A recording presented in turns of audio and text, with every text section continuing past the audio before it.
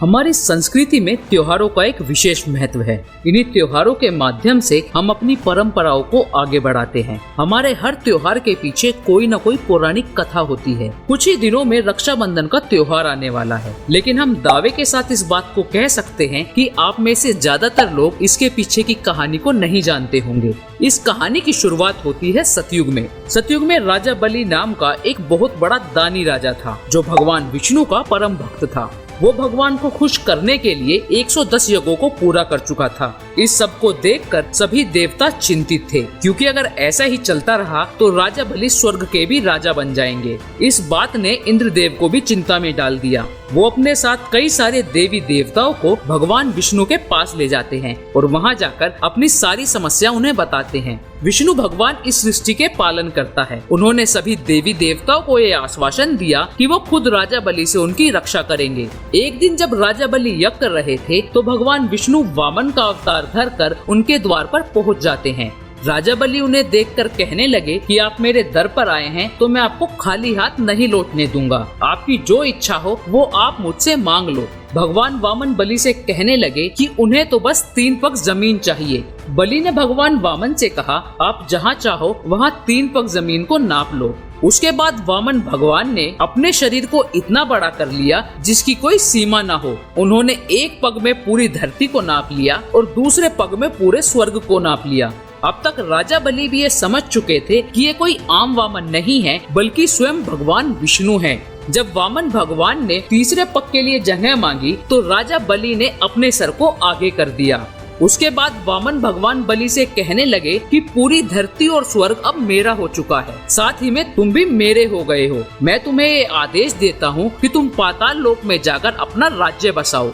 भगवान विष्णु बलि के दान भाव से बेहद खुश थे। वो राजा बलि से कहते हैं कि वो उनसे जो चाहे वो वर मांग ले। राजा बलि ने भगवान विष्णु से वरदान लिया कि वो उनके रक्षक बनकर हमेशा उनके नेत्रों के सामने रहे। इस वरदान की वजह से भगवान विष्णु को राजा बलि का द्वारपाल बनकर रहना पड़ा। इसी तरह से कुछ समय बीत गया और अब संसार के कामों में समस्या आने लगी। माता लक्ष्मी भी परेशान होने लगी और उन्होंने अपनी समस्या जाकर नारद मुनि को बताई। नारद मुनि उन्हें इस समस्या का हल बताते हुए ये कहने लगे कि अगर आप राजा बलि को अपना भाई बना लोगी तो आप उनसे उपहार में जो भी मांगोगी वो उसे आपको देना पड़ेगा। माता लक्ष्मी ने एक रक्षा सूत्र लिया और सीधे जाकर राजा बलि की कलाई पर बांध दिया और उपहार में उन्होंने भगवान विष्णु को मांग लिया। जिस दिन माता लक्ष्मी ने बलि को रक्षा सूत्र बांधा था वो सावन मास की पूर्णमासी थी। उस दिन से हर साल इसी दिन रक्षाबंधन का त्योहार मनाया जाने लगा। रक्षाबंधन को लेकर एक और कहानी है जिसे माना जाता है। एक बार असुरों और देवताओं में भयंकर युद्ध छिड़ा हुआ था और हमेशा की तरह असुर देवताओं पर भारी पड़ रहे थे। इंद्रदेव दुखी होकर अपने गुरु बृहस्पति जी के पास चले जाते हैं और उन्हें जाकर अपनी सारी परेशानी बताते हैं। बृहस्पति जी के साथ उनकी पत्नी भी वहाँ मौजूद थी। वो इंद्र की परेशानी सुनकर ये कहने लगी कि वो पूरे विधि विधान से उनके लिए एक रक्षा सूत्र तैयार करेगी। कल ब्राह्मण पक्ष की पूर्णिमा है तो वो बड़े बड़े ब्राह्मणों से अपनी कलाई पर उस रक्षा सूत्र को बंधवा ले। इस रक्षा सूत्र के बांधने से उनकी विजय अवश्य ही होगी। अगले दिन देवराज इंद्र ब्राह्मणों से अपनी कलाई पर उस रक्षा सूत्र को बंधवा लेते हैं और उसके प्रभाव से देवता उस युद्ध को जीत जाते हैं।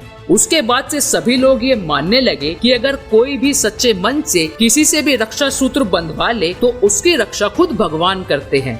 रक्षाबंधन को लेकर एक कहानी राजा पोरस की भी है।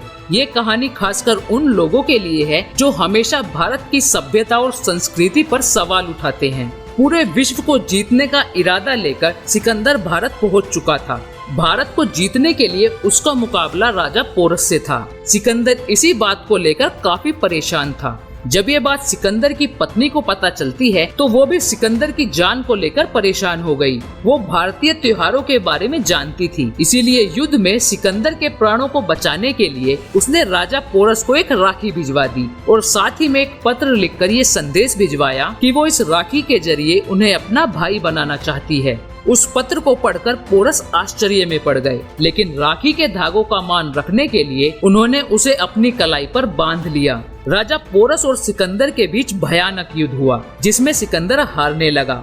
एक समय ऐसा भी आया जब वो निहत्था पोरस के सामने खड़ा था।